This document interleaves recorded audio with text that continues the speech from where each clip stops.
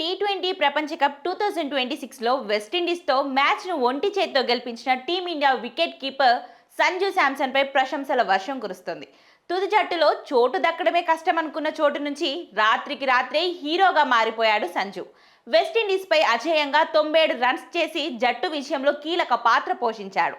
Winnings runs కొట్టాక తనదైన శైలిలో celebrate చేసుకున్నాడు. ఇందుకు సంబంధించిన వీడియో సోషల్ మీడియాలో వైరల్గా మారింది. జట్టును విజయ తీరాలకు చేర్చిన అనంతరం సంజు శాంసన్ హెల్మెట్ బ్యాట్ను పక్కన పెట్టి మోకాళ్ల మీద పిచ్ పై కూర్చున్నాడు. ఆ తర్వాత ఆకాశం వైపు చూస్తూ కృతజ్ఞతతో చేతులు జోడించి నమస్కరించాడు. అయితే ఇది చూసిన నెటిజన్లు సంజు శాంసన్ ను ప్రశంసిస్తున్నారు. తన సెలబ్రేషన్స్ లోనే అతడు శ్రీరాముడు, జీసస్, అల్లాకు కృతజ్ఞతలు చెప్పారని పేర్కొంటున్నారు. అది సంజు శాంసన్ అంటే అని ప్రశంసల వర్షం కురిపిస్తున్నారు. ఇక మరోవైపు ఈ మ్యాచ్ లో player of the match award అందుకున్న సంజు శాంసన్ ఆ తర్వాత మాట్లాడాడు. ఈ ఇన్నింగ్స్ నాకు ప్రపంచంతో సమానం. ఇదే నా జీవితం. నేను క్రికెట్ ఆడడం మొదలుపెట్టినప్పటి రోజు నుంచి దేశం కోసం ఆడాలని కలలు కన్నాను. ఇలాంటి రోజు కోసమే ఎదురు చూశాను. నా క్రికెట్ ప్రయాణంలో ఎన్నో ఒడిదొడుకులు చూసా.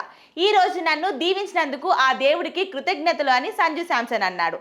తన జీవితంలో అత్యుత్తమ రోజులలో ఇది ఒకటి అని సంజు శాంసన్ భావోద్వేగానికి లోనయ్యాడు.